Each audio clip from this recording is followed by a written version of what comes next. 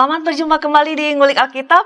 Saya, Pendeta Mestika Hulu, akan memandu bincang kita dalam ngulik ini. Kali ini kita mengulik Yohanes pasal 19 ayat 16-30, tema kita, Tetelestai.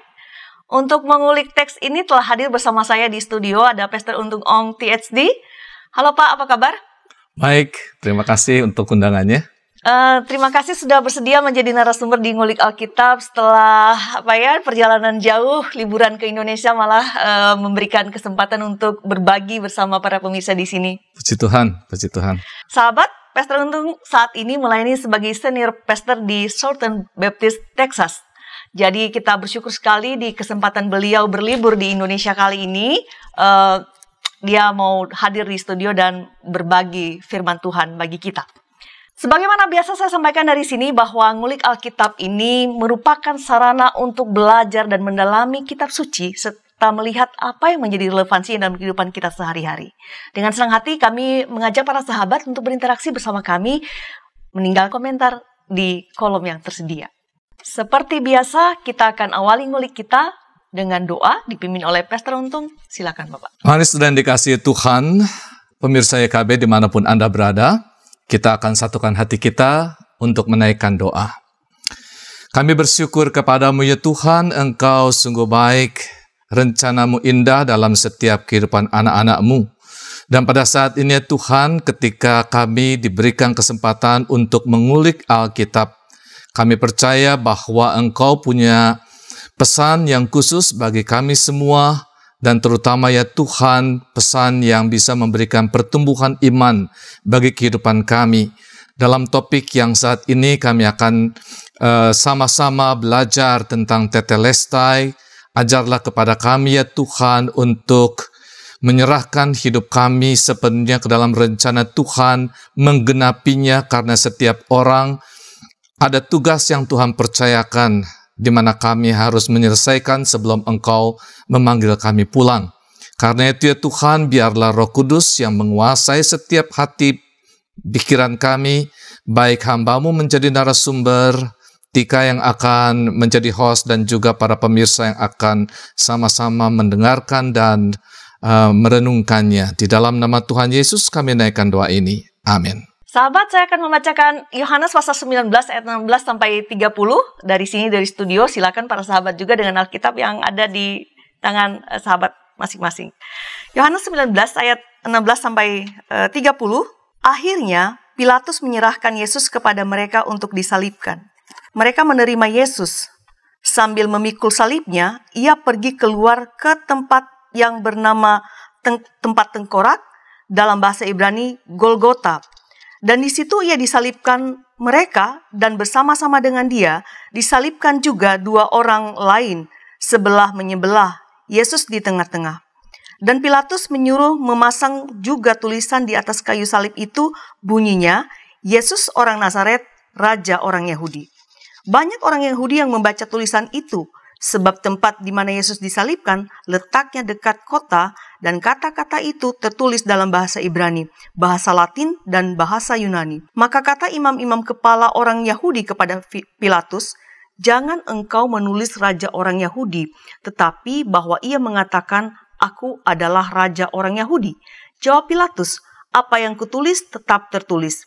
Sesudah prajurit itu menyalibkan Yesus, mereka mengambil pakaiannya, lalu membaginya menjadi 4 bagian, untuk tiap-tiap prajurit 1 bagian, dan jubahnya juga mereka ambil. Jubah itu tidak berjahit, dari atas ke bawah hanya 1 tenunan saja.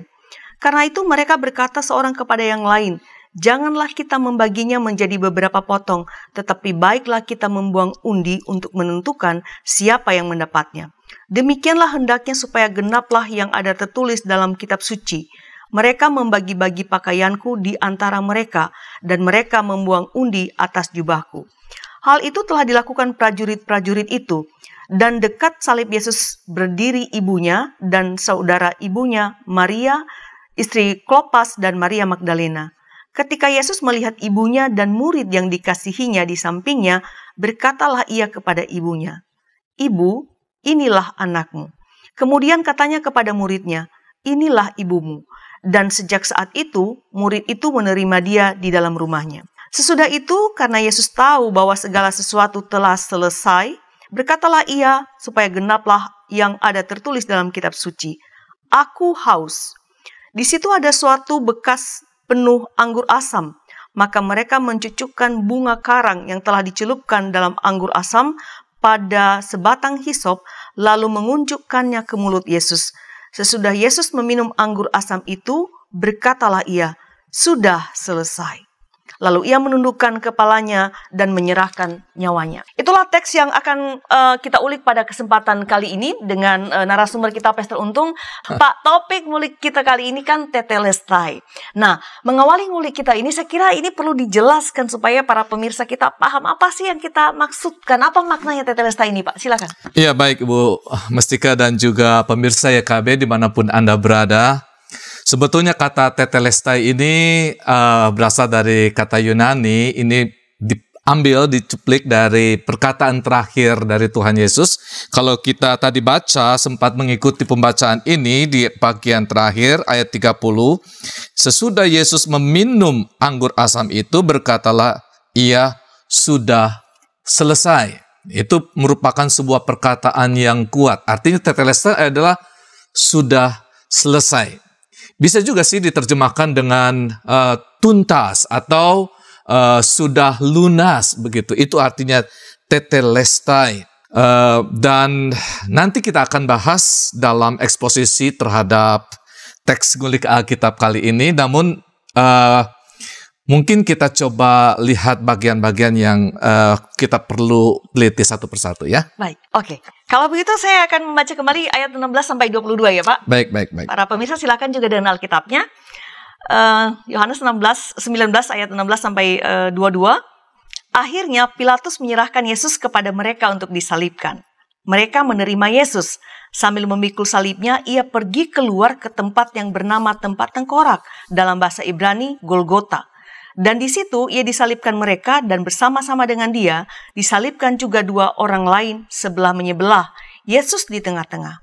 Dan Pilatus menyuruh memasang juga tulisan di atas kayu salib itu, bunyinya, Yesus orang Nazaret, Raja orang Yahudi. Banyak orang Yahudi yang membaca tulisan itu, sebab tempat di mana Yesus disalibkan letaknya dekat kota, dan kata-kata itu tertulis dalam bahasa Ibrani, bahasa Latin, dan bahasa Yunani. Maka kata imam-imam kepala orang Yahudi kepada Pilatus, jangan engkau menulis raja orang Yahudi, tetapi bahwa ia mengatakan, aku adalah raja orang Yahudi. Jawab Pilatus, apa yang kutulis tetap tertulis. Nah, ayat 16 ini dibuka dengan kata akhirnya. Ini semacam sebuah kesimpulan ya Pak ya, mengindikasikan bahwa sebetulnya ada sesuatu peristiwa yang terjadi sebelumnya, semacam polemik mungkin.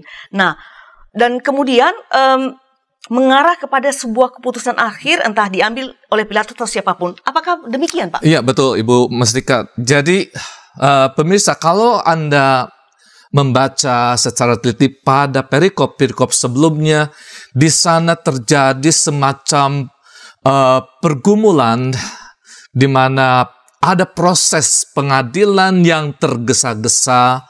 Dimulai, tentu kita tahu cerita ini, dimulai dengan penangkapan Yesus di Taman Getsemani, dibawa ke Mahkamah Agama, dan kemudian di sana Mahkamah Agama mencoba untuk mencari celah bagaimana bisa menjatuhi hukuman mati kepada Yesus, tetapi mereka merasa bahwa tidak menemukan ini. Lalu mereka berpikir, gimana caranya nih untuk bisa menghukum Yesus? Lalu mereka pikir, bawa saja ke Pilatus. Ketika Pilatus menerima, Pilatus juga heran dengan apa yang mereka lakukan. Lalu Pilatus menanyakan, tentu ini sebuah proses di dalam pengadilan. Lalu Pilatus di dalam pertanyaan-pertanyaan penelitian, dia tidak menemukan semacam alasan untuk bisa menghukum Yesus ini. Karena itu dia berusaha untuk keluar dari jebakan orang-orang Yahudi ini. Kenapa sih sebetulnya orang-orang Yahudi itu harus membawa ini kepada Pilatus? Karena memang mereka tahu sebetulnya mereka sedang merekayasa. Tidak ada alasan yang pas untuk bisa membawa Yesus pada penghukuman mati. Lagi pula, mereka tidak mau, ini kan sudah mau Paskah nih, ini peristiwanya sudah mau Paskah. Jadi, mereka tidak mau mengotori peristiwa Paskah yang suci, yang kudus, di mana banyak orang datang dari berbagai tempat untuk merayakan Paskah. Kok pemimpin Yahudi melakukan sesuatu yang bisa mencemari perayaan itu. Jadi dia mau lempar tangan ke Pilatus sebagai gubernur atau penguasa Romawi gitu ya. Tapi Pilatus juga dia tidak mau terjebak langsung. Lalu dia berusaha mencari cara, dan ketika dia tahu bahwa ini Yesus ini kan orang Nazaret di wilayah Galilea. Ini bukan wilayah saya. Karena itu kasih kepada Herodes, bawa kepada Herodes. Karena itu wilayah dia. Bawa kepada Herodes. Jadi kita bisa lihat bahwa di sini terjadi intrik, terjadi rekayasa, saling oper-oper untuk menghindar sebetulnya. Tetapi ya namanya pemimpin ini sudah pengen kebelet untuk menghukum yang namanya Yesus ini untuk dihukum mati. Dia menghasut orang-orang untuk bisa mengucapkan kata-kata yang bisa membuat Pilatus ini menjatuhi hukuman, begitu ya. Tetapi toh akhirnya dibawa kepada Herodes. Herodes juga meneliti. Herodes juga tidak mau terjebak di dalam persoalan ini. Dia juga tahu bahwa Yesus bukan orang yang bersalah. Sama-sama cerdik ya. Sama-sama cerdik. Akhirnya Herodes oke lah untuk menyenangkan orang banyak. Dia sedikit memberikan pertunjukan, disesah, dikasih mahkota duri, begitu ya. Bahkan kalau di dalam kalau saudara-saudara menyaksikan film-film yang menceritakan tentang Yesus, diberikan jubah ungu sebagai semacam ejekan. Olok-olokan ya. Ya, olok-olokan kepada Yesus. Dan lalu dia menyerahkan kembali kepada Pilatus. Sampai kepada Pilatus, kenapa dikembalikan kemari? Pilatus mencoba meneliti lagi, apa sih yang bisa membuat orang ini begitu dibenci oleh orang banyak, oleh pemimpin orang Yahudi, padahal dia tidak menemukan kesalahan yang pantas untuk orang ini dihukum mati. Kembali dia mencari jalan, dia berusaha sedemikian rupa. Biasanya kalau dalam perayaan ini, dia bisa memberikan pilihan, gitu ya. Jadi, karena itu dia mengajukan, kan boleh satu orang dari yang ditahan oleh Pilatus itu dibebaskan. Apakah Yesus yang kamu ingin salibkan ini, ataukah ada seorang penjahat besar namanya Barabas? Dalam pikiran Pilatus, tentu ini kan penjahat besar, masa sih dipilih penjahat besar? Tapi kenyataannya enggak. Jadi di sini kita bisa melihat bahwa ya gelap bercampur dengan gelap, terang bercampur dengan terang. Ketika orang itu sudah dikuasai dengan kuasa kegelapan, ya akan bercampur dengan orang-orang dalam kegelapan. Jadi Barabas ini yang dipilih. Tapi di sini kita bisa melihat bahwa sebetulnya Pilatus sudah sedemikian keras berusaha untuk menghindar, menghukum yang namanya Yesus ini.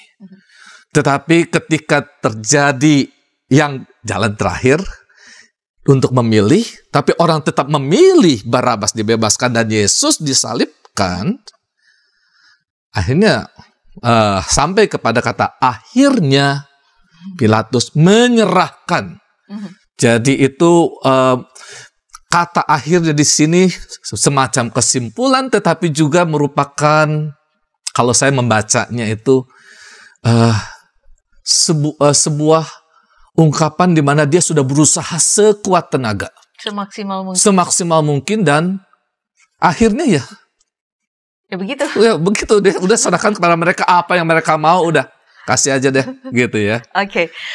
Menarik sekali, sekaligus juga kita merasakan kengerian bahwa pengadilan yang terjadi sebetulnya tidak adil, dan itu banyak intrik di sana hingga kepada penawaran yang diberikan oleh Pilatus antara Barabas dan Yesus, tapi mereka memilih untuk membebaskan Barabas. Nah, Pak, dalam teks kita tadi ada dalam penyaliban ini ada 2 orang lain yang sama-sama dijatuhi hukuman mati. Apakah Betul. memang itu catatan yang sengaja dilakukan oleh Yohanes dan apa maksudnya, Pak? Ya, benar sekali Bu Mustika. Ini sesuatu yang unik. Jadi Yohanes sengaja mencatat itu. Dan sebelum saya menjawab mengenai pesan apa sih yang mau disampaikan oleh Yohanes, saya ingin sedikit menjelaskan gaya penulisan Injil Yohanes dulu ya. Jadi memang Injil Yohanes itu berbeda dengan Injil sinoptik yang lain di dalam gaya penulisan. Dan saya tidak ragu bahwa Injil Yohanes itu pertama memang itu ditulis oleh Rasul Yohanes ya, sebagai murid yang dikasihi Yesus ya. Namun memang kapan Yohanes itu ditulis ada beberapa pendapat. Ada yang mengatakan bahwa itu ditulis sebelum tahun 70, sekitar tahun 60-an di Galilea. Tetapi saya lebih cenderung untuk mengatakan bahwa Injil Yohanes itu ditulis sekitar tahun 90-an. Ya, kalau melihat tarik pada saat itu dalam pemerintahan Kaisar Domitian. Dan kenapa begitu? Ya, memang gaya penulisannya dan juga pada saat itu ada kebutuhan khusus untuk jemaat di Efesus, di mana peristiwa tentang Yesus itu perlu dituliskan dalam sebuah gaya penulisan dan penuturan yang cocok untuk situasi pada masa itu. Dan memang kalau kita melihat Injil Yohanes ini, kita perlu membacanya juga dengan karya Yohanes yang lain. Ada 3 surat Yohanes kan ya? Dan terutama memang juga kitab Wahyu. Ya, jadi kitab Wahyu itu juga ditulis oleh Yohanes. Itu ada semacam benang merah. Mulai dari Injil, 3 surat, dan Wahyu mau memberikan penekanan bahwa Yohanes ini atau Yesus ini adalah anak Allah. Dia datang untuk menggenapi nubuatan-nubuatan di perjanjian lama, bahkan juga kitab Taurat itu. Dan semua penggenapan ini itu mengarah kepada yang kita sebut dengan tetelestai, sudah selesai. Itu gaya penulisan dari Yohanes Pembaptis, Yohanes ya. Baik, sudah selesai, tetapi kita belum selesai. Kita break dulu, kita lanjutkan setelah pesan-pesan berikut ini.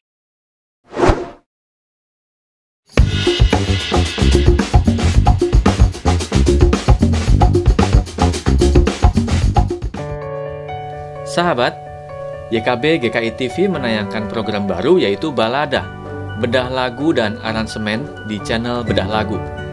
Program ini tayang secara premier 2 minggu sekali setiap hari Sabtu jam 8 malam. Jangan lupa like, subscribe, dan bagikan kepada sebanyak mungkin orang. Tuhan memberkati.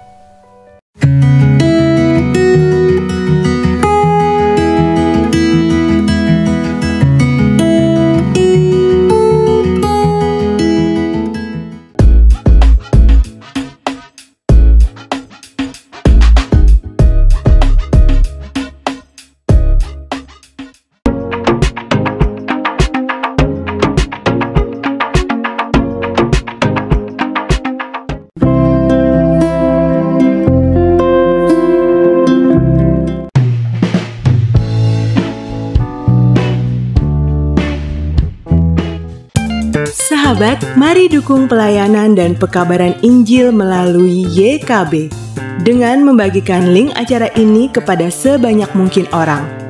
Dukungan juga dapat saudara lakukan dengan mentransfer dukungan finansial ke rekening BCA ke nomor 450 305 2990 450 305 2990 atas nama Yayasan Komunikasi Bersama.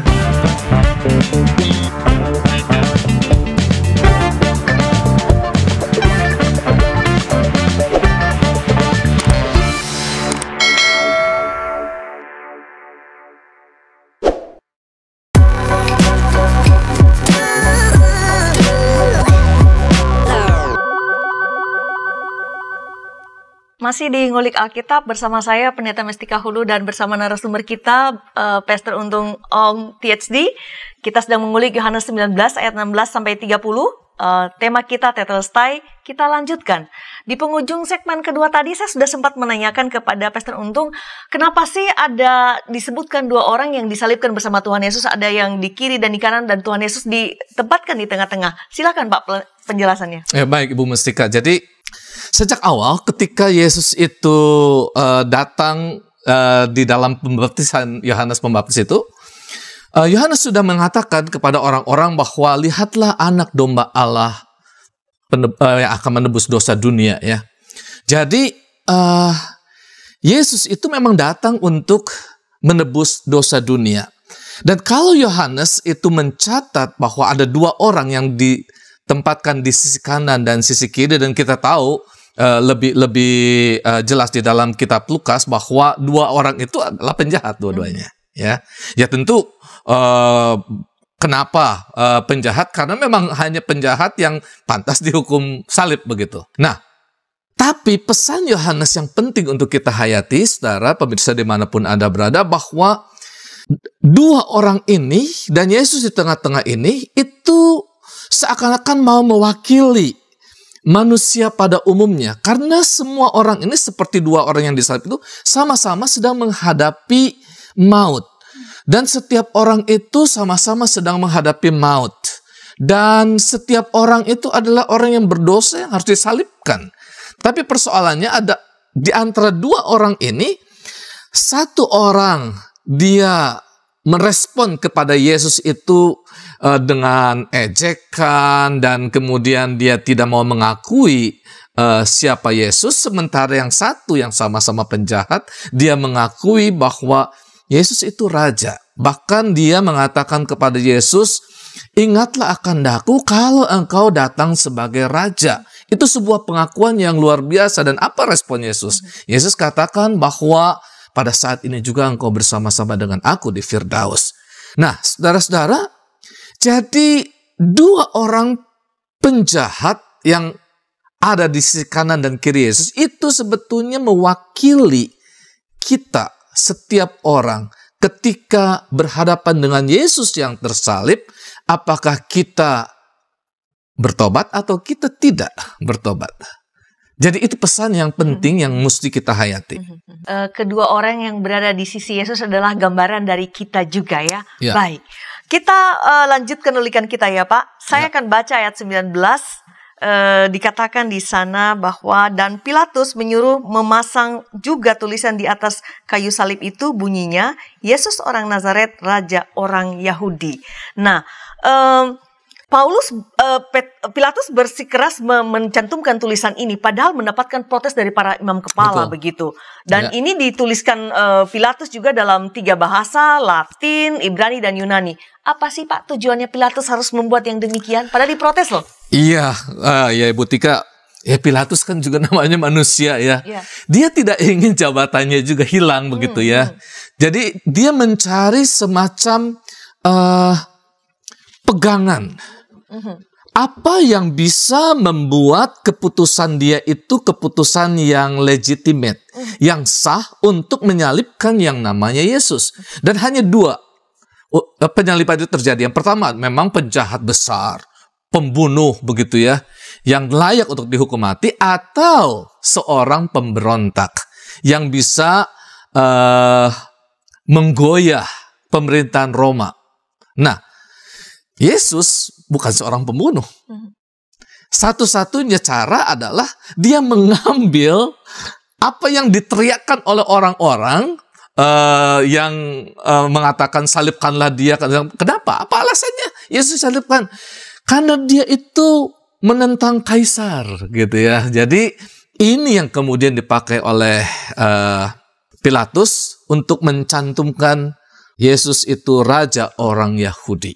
Begitu ya. Dalam 3 bahasa, yaitu tentu karena memang di dalam wilayah kekuasaan itu 3 bahasa ini digunakan, bahasa Latin atau bahasa Romawi, bahasa Yunani, itu bahasa Helenistik yang sudah berlaku lama, dan juga bahasa Ibrani ya.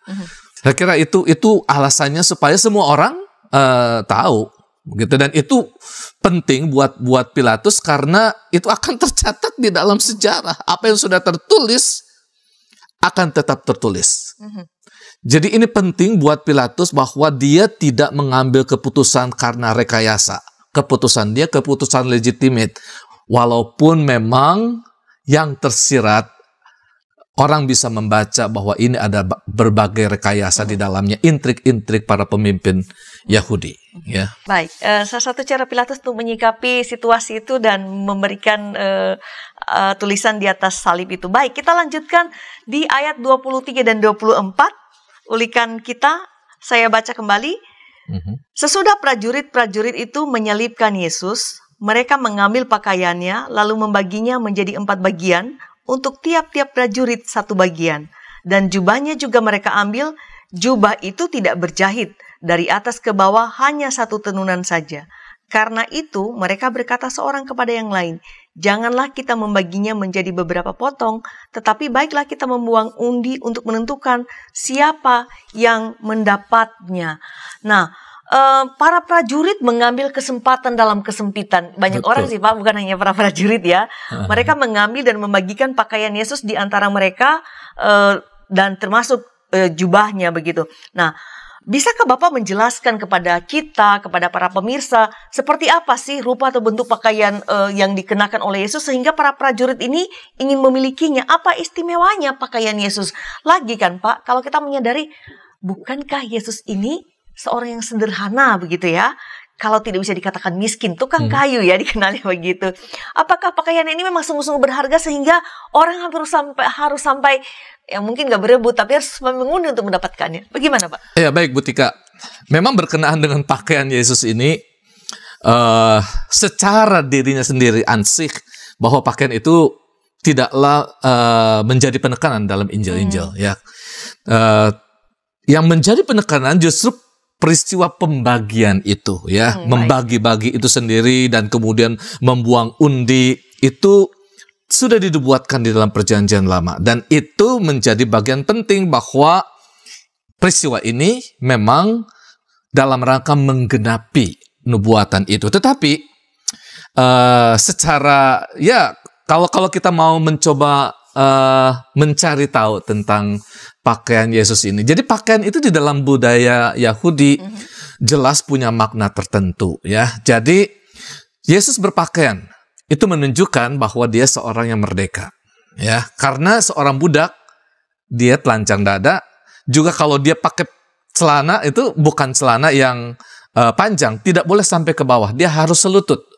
Jadi itu menunjukkan bahwa posisi dia itu sebagai budak, ya. Nah, kalau Yesus berpakaian berarti dia seorang merdeka. Tetapi juga pakaian itu menunjukkan status sosial, ya. Jadi pakaian seorang imam tentu beda dengan pakaian orang pada umumnya. Dan Yesus ini bisa ditebak nggak? Yesus kira-kira pakai pakaian apa? Dia seorang rabi. Dia seorang rabi. Tetapi rabi dengan pakaian yang seperti apa? Tentu Yesus termasuk rabi yang sederhana.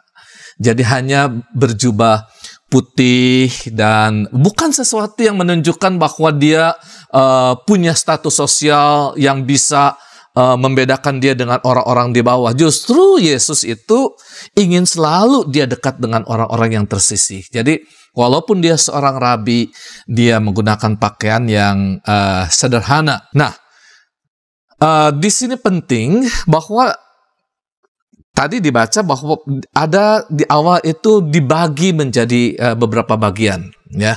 Jadi memang pakaian itu cara orang Yahudi menggunakan pakaian itu ada bagian yang dalamnya, ada bagian luarnya, ada ikatnya, jumbainya.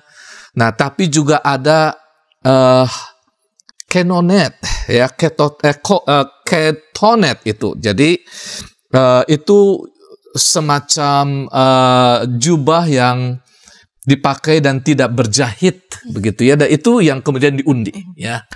Jadi saya kira itu penting untuk kita tahu bahwa kenapa sih para prajurit itu membagi-bagi pakaian.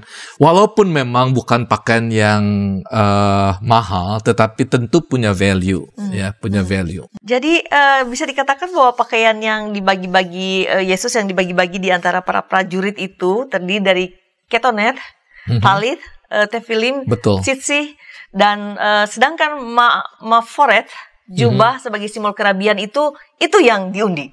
Ya, betul, sorry ya, tadi salah. Maaforet ya. Maaforet itu adalah jubah, ya, jubah yang diundi kemudian, ya. Baik. Nah, Pak, menarik bahwa Yohanes ini mencatat bahwa pembuangan undi itu dilakukan para prajurit ini dalam rangka menggenapi apa yang tertulis dalam kitab suci.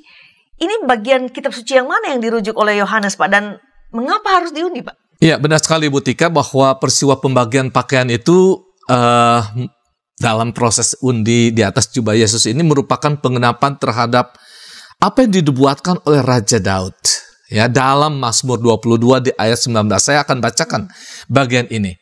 Mereka membagi-bagikan pakaianku di antara mereka, dan mereka membuang undi atas jubahku.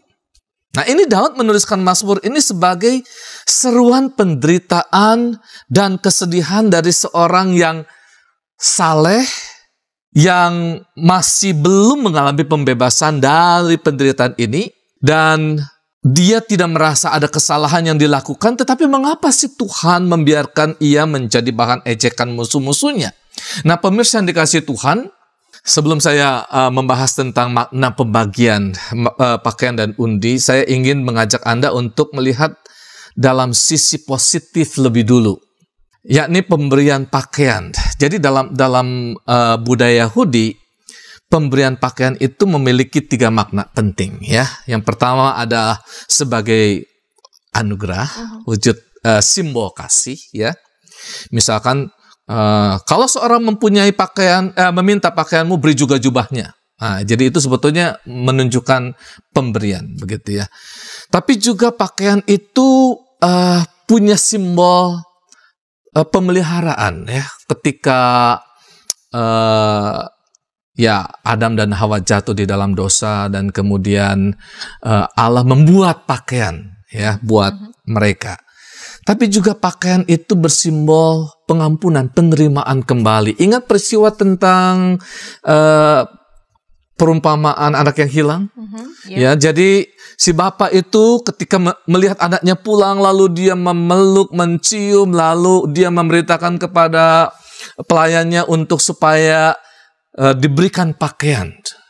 Ya, jubah itu menunjukkan pengampunan dan penerimaan, pemulihan kembali status dia sebagai anaknya. Nah, itu secara positif. Namun dalam peristiwa penyaliban yang dialami Yesus sebaliknya. Jadi puncak dan ini Yesus ditanggalkan pakaiannya, ditelanjangi. Ini merupakan puncak dari kenosis. Dia betul-betul merendahkan dirinya menjadi hamba. Tadi saya sudah jelaskan bahwa ketika orang berpakaian itu punya status sosial. Ketika orang dilepaskan pakaiannya, dia betul-betul menjadi hamba, ya. Dan ketika dia dibagi-bagikan pakaiannya, ingat peristiwa kalau terjadi tawanan, begitu ya, tawan kalah perang, maka dirampas pakaiannya dan kemudian dibagi-bagikan. Kalau kita baca di dalam kitab Yesaya, ya, pasal yang ke-9, tentang mereka bersorak-sorak seperti sedang membagi-bagi pakaiannya. Itu menunjukkan bahwa kalau orang yang kalah itu pakaiannya dirampas dan dibagi-bagikan. Jadi itu mengingatkan peristiwa itu. Saya kira Bu Tika, itu yang dapat saya kupas mengenai 2 ayat yang baru kita baca tadi. Baik, kita akan melanjutkan ulikan kita pesan-pesan berikut ini.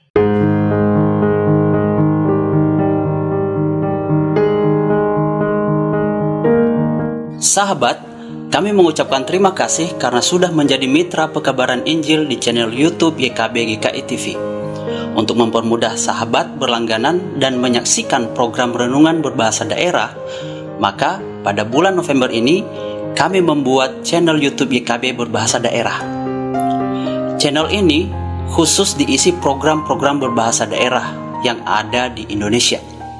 Diingat ya sahabat, mulai bulan ini program seperti Bahasa Dede bahasa Nias, Palam Oroha bahasa Toba, Pepalem Pusuh bahasa Karo, Pamalas Uhur bahasa Simalungun, Pepalem Ate bahasa Pakpak Dairi, Pani Ismanah bahasa Sunda, Pangayeming Manah bahasa Jawa, Panadoh Ati bahasa Dayak Ahe, Penyadingan Atei bahasa Dayak Ngaju, Piranai Atei bahasa Dayak Maanyan, Umpama Tana Pena bahasa Toraja, Papan Sungai Naunga bahasa Talaut, Pakateno Unaung bahasa Siau, Mari Kasagar Hati bahasa Kupang, Pamaringu Eti bahasa Sumba, Mapalolinekaf bahasa Timur, dan bahasa daerah lainnya akan tayang di channel YouTube YKB Berbahasa Daerah.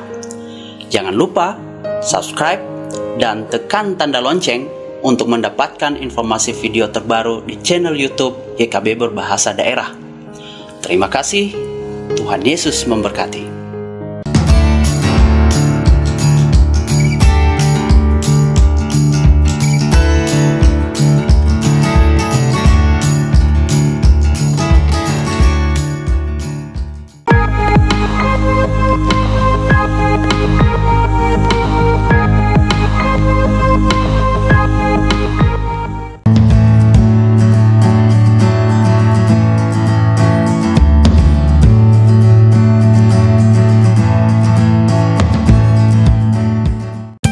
Sahabat, mari dukung pelayanan dan pekabaran Injil melalui YKB dengan membagikan link acara ini kepada sebanyak mungkin orang.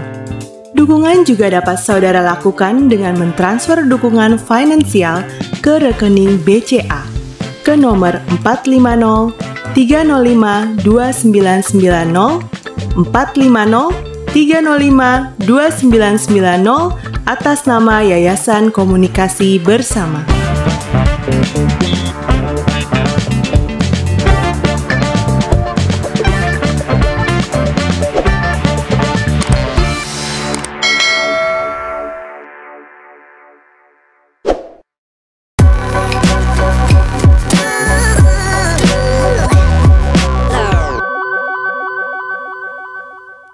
Terima kasih masih bersama kami di Ngulik Alkitab. Saya Pendeta Mestika Hulu dan narasumber kita Pastor Untung Ong PhD.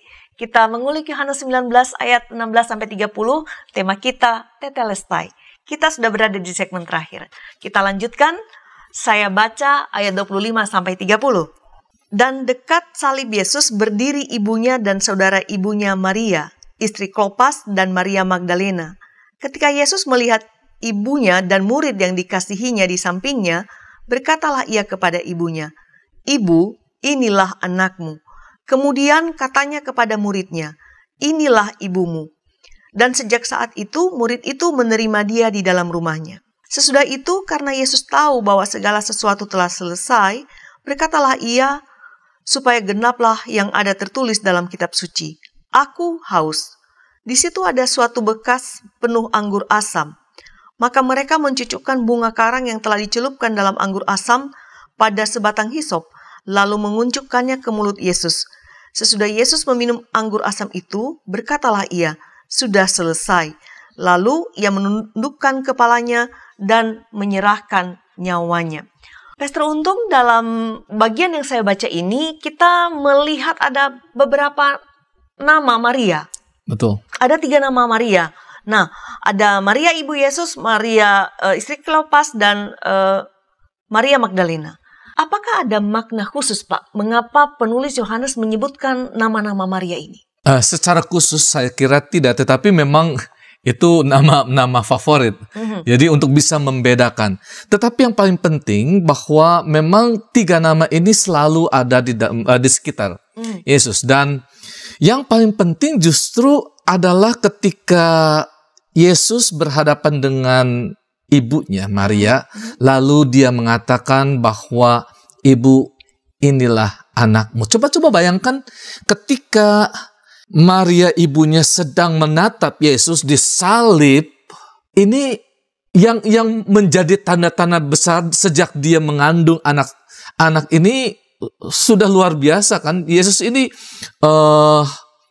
dikandung dari Roh Kudus, kemudian pada usia 8 hari berhadapan dengan Simeon dan Hana dengan ucapan-ucapan yang khusus dari mereka. Lalu Maria ini menyimpan segala sesuatu di dalam hatinya kan. Ini bertanya-tanya selama 33 tahun Maria itu menyembunyikan tentang siapa si Yesus ini. Dan ketika dia berhadapan dengan Yesus yang disalib, lalu Yesus mengatakan, inilah anakmu. Jadi seakan-akan Maria itu diajak untuk merenungkan kembali sejak awal.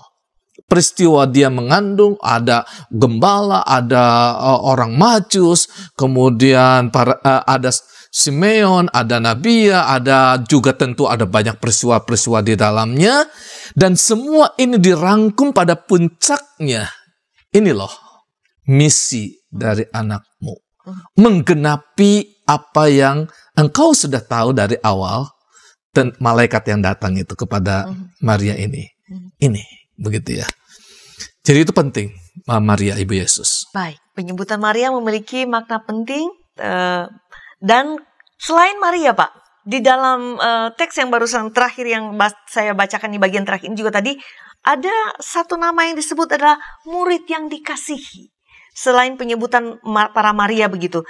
Nah, apakah ada maksud juga? Bisakah Bapak menjelaskan siapakah murid yang dikasihi oleh Yesus ini sehingga dia juga menitipkan ibunya? Betul. Padanya? Ya, jadi kita tahu di dalam penuturan Injil juga di dalam Injil Yohanes bahwa itu menuju kepada Yohanes sendiri ya. Yohanes murid Yesus yang dikasihinya. Tetapi yang paling penting ketika dikatakan bahwa murid yang dikasihi itu berarti ada relasi yang dekat.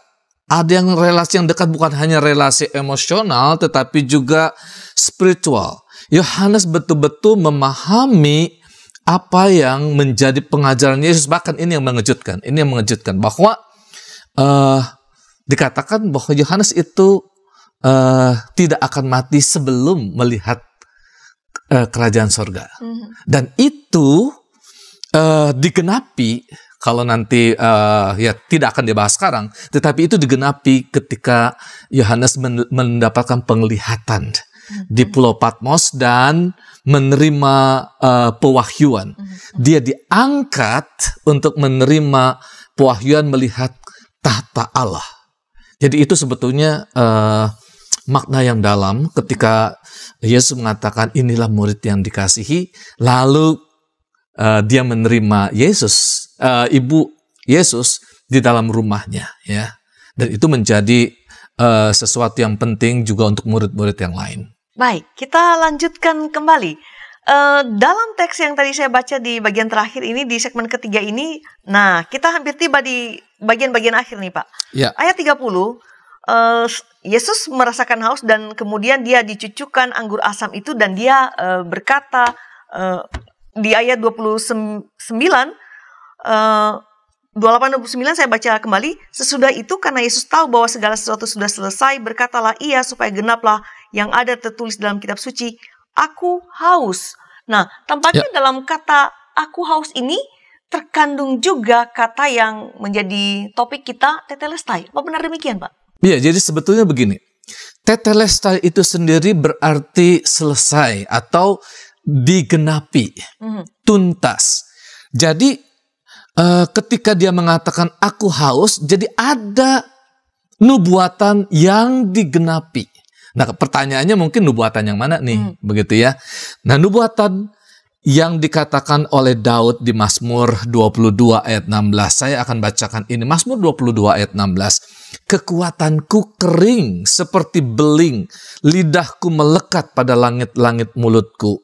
Artinya aku haus sekali ya. Artinya aku haus sekali.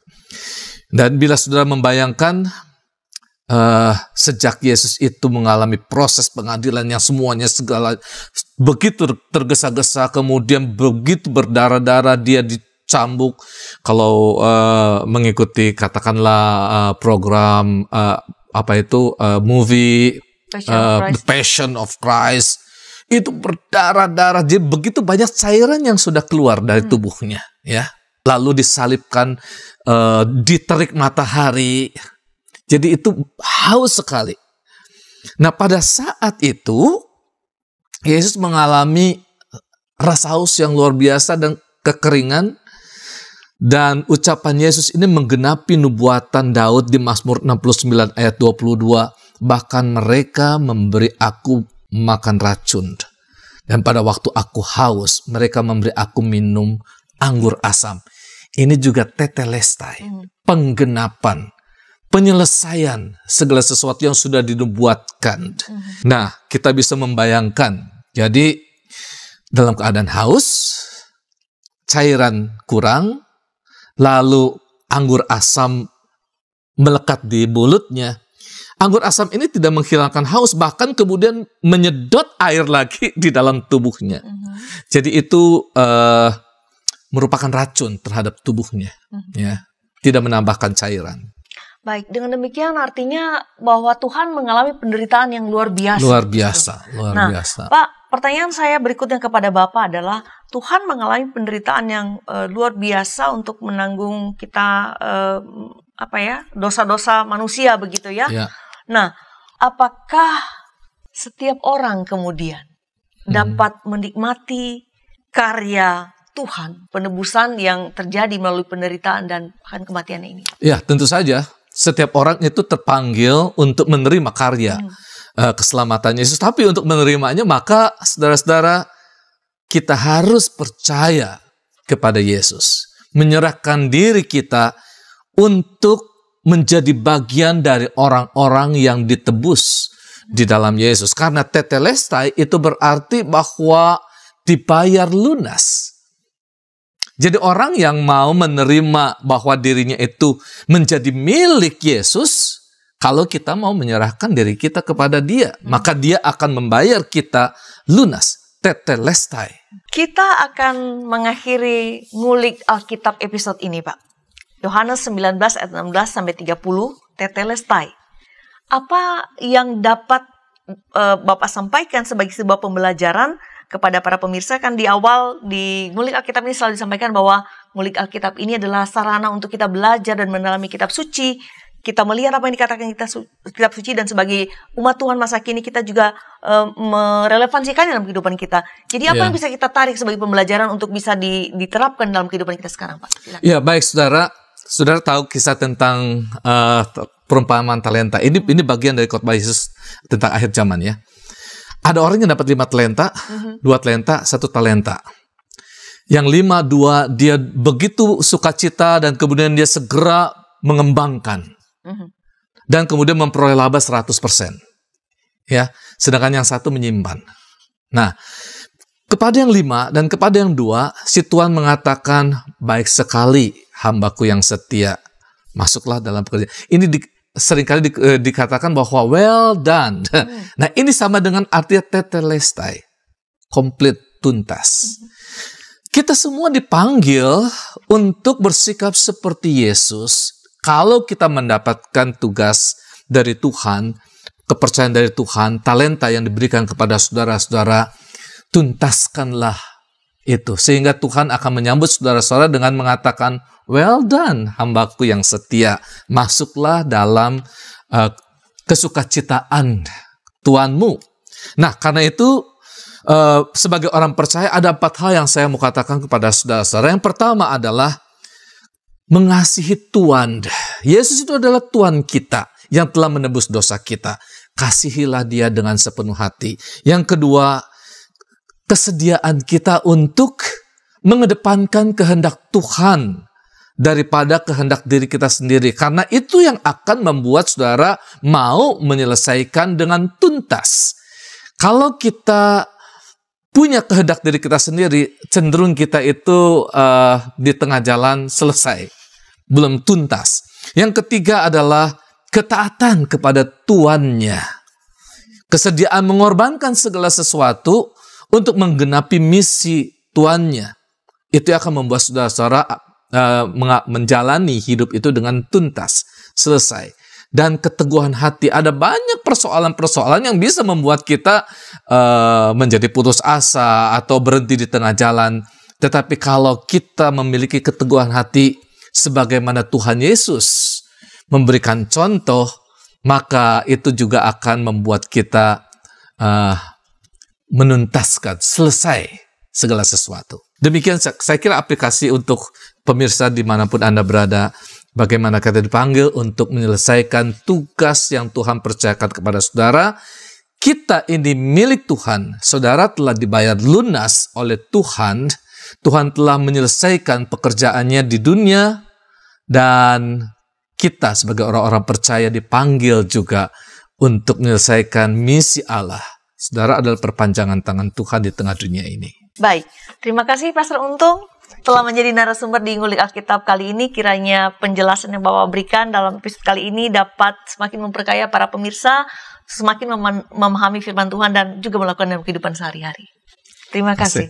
Saya akan menyampaikan semacam kesimpulan sedikit saja dari apa yang sudah kita ulik pada kesempatan kali ini, bahwa kita diingatkan melalui episode kali ini Tetelestai bahwa Tuhan sudah menuntaskan, menyelesaikan misinya secara paripurna dengan ketaatan bahkan sampai mati di atas kayu salib. Kita juga diundang untuk melakukan tanggung jawab kita secara tuntas, sebagaimana yang dipercayakan Tuhan kepada kita dan dengan kekuatan kuasanya tentu saja. Tuntas sudah jumpa kita di Ngulik Alkitab episode ini. Kiranya apa yang kita bincangkan menjadi berkat bagi kita semua. Terima kasih kami ucapkan atas setiap dukungan yang diberikan, baik dengan like ataupun dengan membagikan link Ngulik Alkitab ini kepada orang lain atau membagikan di media sosial para sahabat sekalian. Dan jangan lupa untuk melakukan subscribe di channel Bible Study untuk mendapatkan update konten-konten terbaru dari kami, Ngulik Alkitab. Sampai jumpa di episode yang akan datang.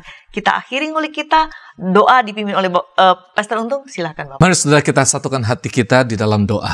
Kami bersyukur kepadamu ya Tuhan untuk karya agung-Mu di tengah dunia ini. Engkau telah membuka jalan kami untuk bisa berjumpa dengan Allah sebagai Bapa kami, dan ajar kepada kami di dalam menjalani hidup ini untuk selalu memandang Engkau yang disalibkan itu dan memberikan kekuatan kepada kami untuk menuntaskan setiap tanggung jawab yang Tuhan percayakan kepada kami, bukan dengan kekuatan kami, tetapi dengan kekuatan yang daripada Tuhan semata. Kami serahkan seluruh kehidupan kami ini ke dalam tangan Tuhan yang menjadi juru selamat kami yang hidup. Amin. Sahabat, mari dukung pelayanan dan pekabaran Injil melalui YKB dengan membagikan link acara ini kepada sebanyak mungkin orang. Dukungan juga dapat saudara lakukan dengan mentransfer dukungan finansial ke rekening BCA ke nomor 450 305 2990 450 305 2990 atas nama Yayasan Komunikasi Bersama.